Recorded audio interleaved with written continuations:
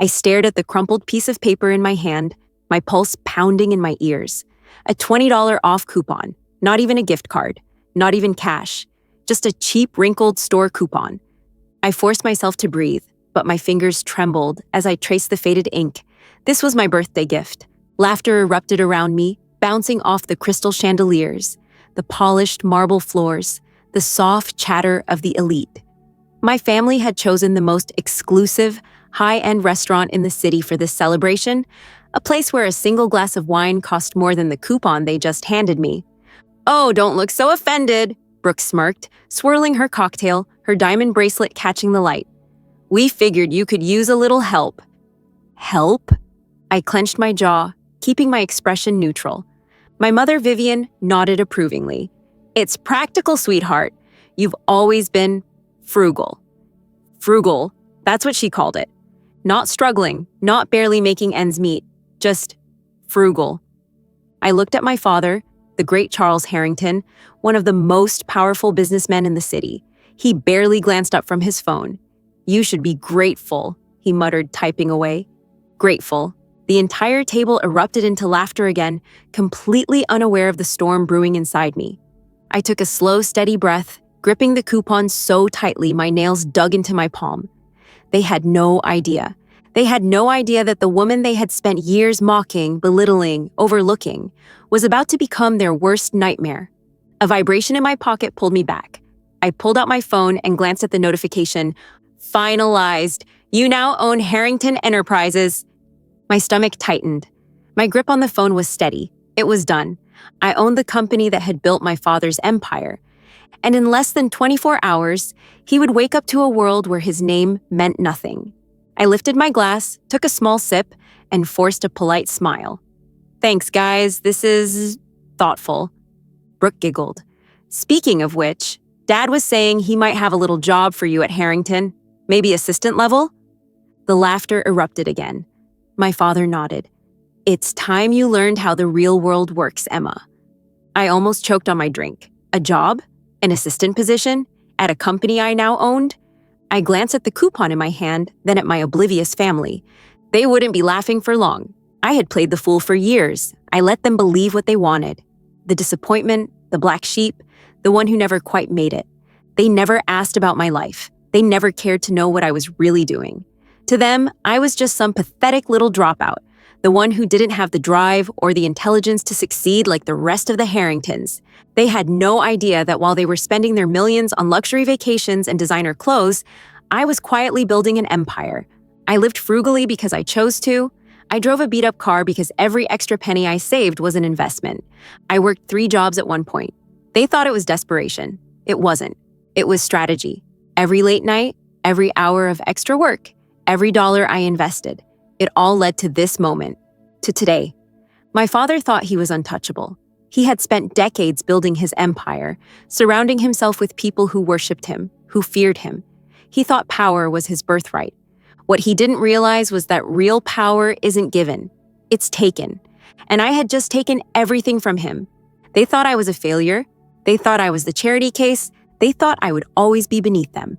But tomorrow morning, my father was going to walk into his office and realize he didn't own it anymore. I kept my expression perfectly calm as the conversation at the table continued. They talked about their investments, their plans for the next charity gala, the latest luxury cars they had bought. Not once did anyone ask how I was doing. Not once did they bother to check if maybe, just maybe, I had made something of myself. Instead, my father sipped his scotch and said, "You should really take Brooke's advice, Emma. Start small, work your way up. A little humility might do you some good." I tilted my head. "You think I need a lesson in humility?" Brooke snorted. "Oh, sweetie, we know you do." I exhaled slowly, setting my glass down. My hands felt steady. I had spent years preparing for this. "Actually," I said, standing up, smoothing my blazer, "I won't be needing Liam's help." My mother frowned. "Emma, sit down. We haven't even had dessert." I glanced at my watch. "Some of us have work tomorrow." Brooke smirked. "Oh, right, your little marketing job or whatever it is. Or are you finally thinking about getting a real job?" I turned to her, tilting my head slightly. "Oh, I'm getting very serious, Brooke." I reached into my pocket, pulled out a crisp $100 bill and dropped it onto the table, 10 times the value of their pathetic little coupon. "For the tip," I said, meeting my father's gaze, "since you raised me to always pay my debts." And then I turned and walked away, leaving them in stunned silence. Behind me, I heard Brooke scoff. "God, she's so dramatic." "Dramatic? They haven't seen dramatic yet." I stepped out into the cold Manhattan night, pulling out my phone. The screen glowed with a single message from my lawyer. "Press release goes live at 6 a.m. A slow smile spread across my face. Tomorrow morning, my father was going to walk into his company and realize it wasn't his anymore.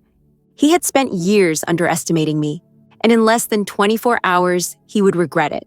At exactly 6 a.m., the business world erupted. Emails flooded inboxes, headlines splashed across financial news sites, and my father's phone buzzed nonstop with calls he wouldn't want to answer. Harrington Enterprises under new leadership. Unexpected power shift shakes business world. Charles Harrington loses control of his own empire. He had no idea yet, but by the time he stepped into his office, the world would already know. I sat in my penthouse, sipping my coffee, watching the stock market react in real time. My name was trending, not as the embarrassment of the Harrington family, not as the black sheep. Today I was the CEO of Harrington Enterprises, and my father? He was about to find out. When Charles Harrington arrived at his office, he expected the usual morning routine. His assistant waiting with his itinerary, coffee in hand. His team ready for the day's briefings, employees moving swiftly to serve him. But the moment he walked through the sleek glass doors, something felt wrong. People weren't greeting him. They were staring, whispering.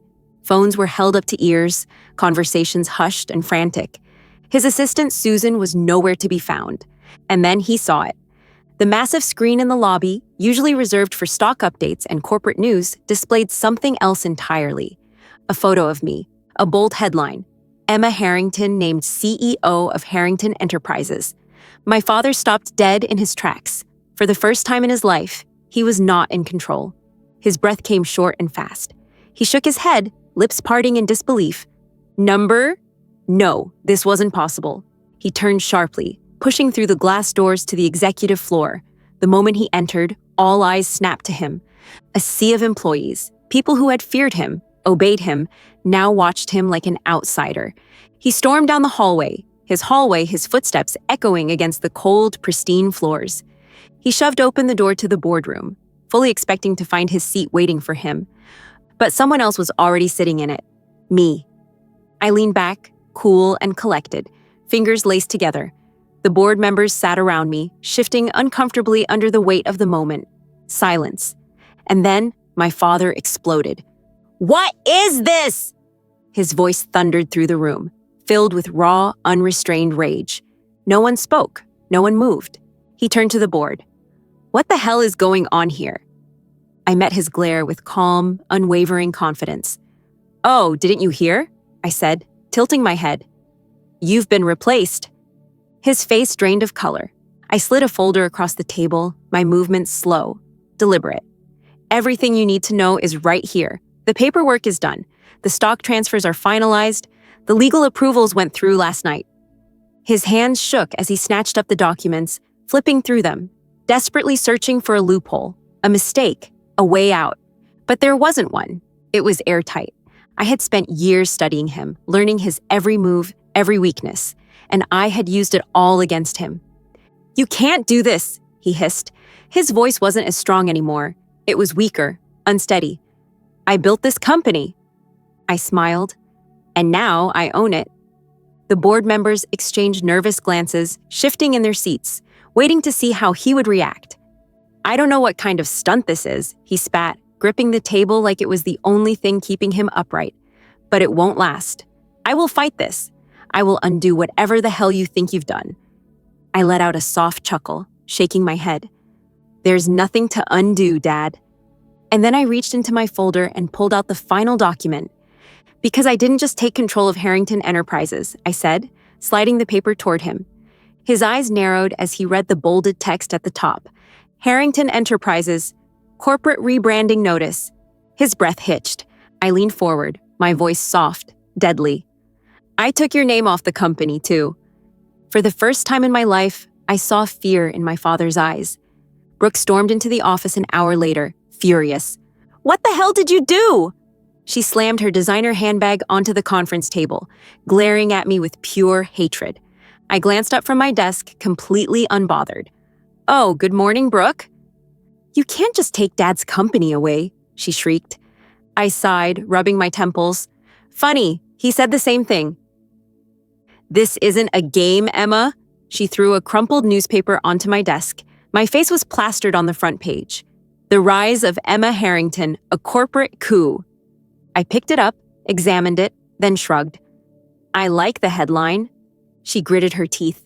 You don't deserve this. You don't belong here. I leaned back in my chair, arching an eyebrow. Really? Because last time I checked, I'm the one sitting in this chair. And you're unemployed. Her face twisted with rage. You're going to regret this, she spat.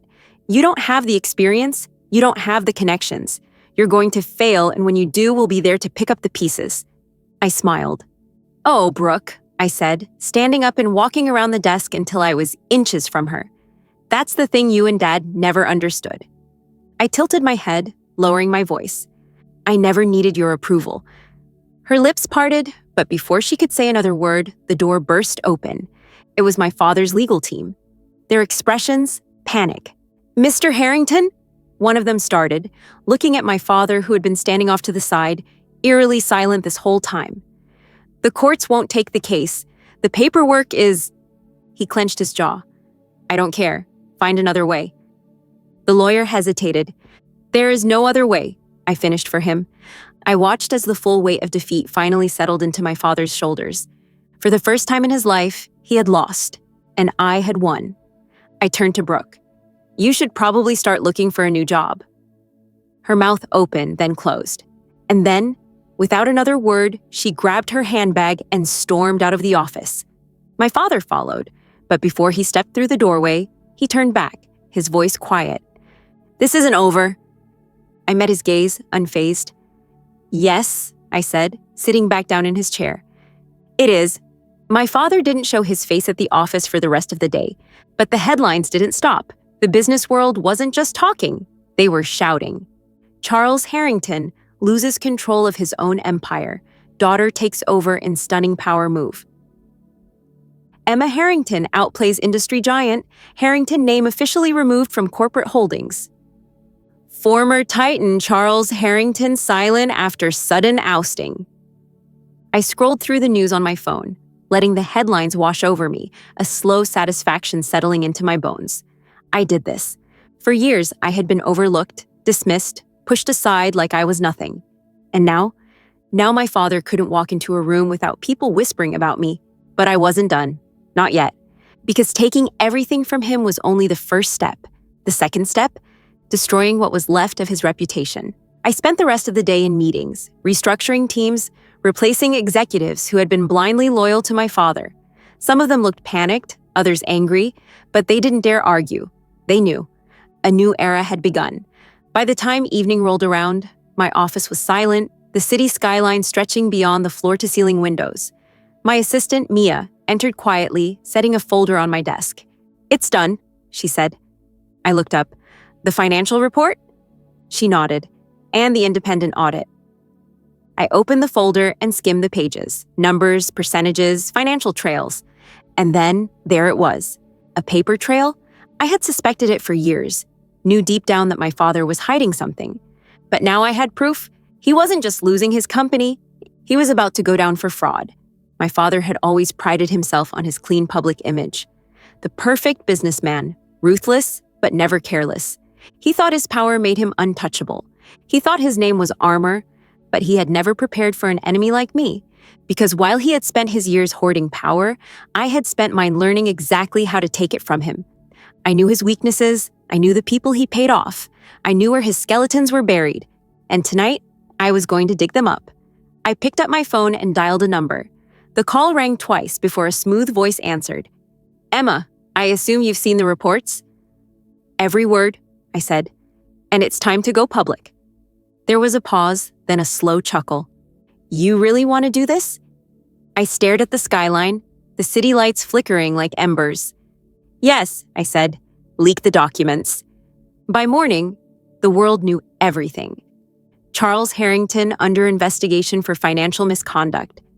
Fraud allegations surface against former CEO of Harrington Enterprises. Stockholders demand action after shocking revelations. The corporate world had no loyalty. Investors who had once worshipped my father were now scrambling to distance themselves. No one wanted to be associated with a sinking ship. And my father? He was drowning. I was sipping my coffee when my office door burst open. He was furious. His face was red, his hands clenched at his sides. He looked like a man on the verge of collapse. What have you done? I set my coffee down, taking my time before looking up. Oh, Dad, I sighed. I thought you'd be thanking me. After all, I finally got your name in the papers again. His nostrils flared. You think this is funny? I tilted my head. A little. He slammed his fists onto my desk. You have no idea what you've just done. I met his glare, completely unshaken. No, Dad, I said smoothly. You had no idea what I was capable of. His breathing was uneven now, his shoulders tense, his eyes darting to the folder on my desk. He knew. He knew he was finished. You think you've won? His voice was low, shaking with barely contained fury. I leaned back in my chair, crossing my legs. I don't think I've won, I said. I know I have. He let out a slow breath, his jaw clenching so hard it looked painful. For the first time, the confidence, the arrogance, the untouchable presence of Charles Harrington was cracking. You think this company is enough? He sneered. You think taking my name off a building makes you powerful? I smiled. Oh, Dad, I said softly, I don't care about your name. I tapped the folder in front of me. I care about your downfall. His expression darkened. You've been stealing from the company for years, I continued, covering losses, moving money around, hiding behind shell corporations. His lips pressed into a thin line. I never did anything illegal. I raised an eyebrow. Didn't you? I pulled out another document and slid it toward him. Because this audit says otherwise. His hands shook as he reached for it. He scanned the page, his breathing growing shallower. This, his voice faltered. This is taken out of context. Oh, spare me, Dad, I interrupted, rolling my eyes. You taught me better than that. We both know the SEC doesn't care about context. His fingers curled into fists. This will ruin me, he whispered. I leaned forward, resting my elbows on the desk. That's the point. Silence. He stared at me, his pride battling with his reality. Then, in a voice that almost sounded pleading, he said, Emma, you're my daughter. Something in me should have stirred. It didn't. Because he had never treated me like his daughter. He had treated me like an inconvenience, a failure, a mistake. I smiled, slow and victorious. Funny, I said, tilting my head. You didn't seem to remember that when you handed me a $20 coupon for my birthday. His mouth snapped shut. I stood up, smoothing my blazer, and walked to the window. You once told me that business is about power, I murmured. That control is everything. I turned back to face him. Well, Dad, I smiled. Now I have all of it. His face fell. The great Charles Harrington, the business titan, the ruthless CEO. And now, just a broken man with nothing left. I picked up my phone and sent a single text. Seconds later, the door swung open. 2 men in black suits stepped inside. Mr. Harrington, one of them said, the board has requested that you leave the premises. My father's breath hitched. He turned to me one last time. His eyes filled with something I had never seen before. Defeat. He took one last slow step toward me. You will regret this. I simply smiled. No, Dad. I met his gaze, unwavering. You will. He didn't fight them. Maybe because he knew it was useless. Maybe because, for the first time in his life, he was the one being dismissed. Charles Harrington, the man who had spent his entire career crushing people under his boot, the man who always had the final word, the final move, the final power play. And now? Now he was being escorted out of his own company by 2 security guards. He walked stiffly, his shoulders squared as if trying to pretend this wasn't happening.